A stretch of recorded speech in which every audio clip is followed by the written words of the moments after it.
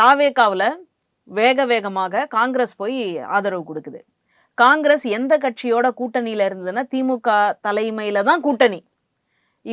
India கூட்டணி அப்படின்றது வேற. ஆனா இப்போ சட்டமன்ற தேர்தலின் பொழுது திமுகவினுடைய தலைமையில தான் கூட்டணி அப்படின்னு ஜெயிச்சு வந்திருக்காங்க 5 சட்டமன்ற உறுப்பினர்கள். அப்போ நீங்க இங்க இருந்து புறப்பட்டு போறீங்க அப்படின்னா, ஆதரவு கொடுக்குறீங்க அப்படின்னா, குறைந்தபட்சம் அந்த கூட்டணியில இருக்கக்கூடிய தலைவருக்கு ஒரு வார்த்தையாவது சொல்லணும் இல்லையா? அதை கூட சொல்லாம போய் சேர்ந்திருக்கிறாங்க அப்படின்னா, அந்த மாதிரியான ஆதரவை தாவேக்காக வாங்கியிருக்கு இல்லையா? என்ன அடிப்படை அறம் இருக்கு? என்ன நியாயம் இருக்கு இதுல? அடுத்ததாக கம்யூனிஸ்ட் கட்சிகளும் அடுத்ததாக விசிகாவும் போய் ஆதரவு கொடுத்திருக்காங்க. அது ஒரு நெருக்கடியின் காரணமாக.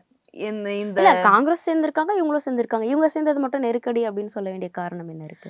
இவங்க உட்கார்ந்து பேசி தலைமைக்கு சொல்லி, அதாவது திமுக தலைவருக்கு சொல்லி, அதுக்கப்புறம் போகலாமா வேண்டாமா அப்படின்னு ஒரு அலசிட்டு அதுக்கப்புறமா தான் போயிருக்காங்க. ஏன் போனாங்க, ஏன் போகாம இருந்தா என்ன அப்படின்னு சொன்னா குடியரசுத் தலைவர் ஆட்சி வரலாம்.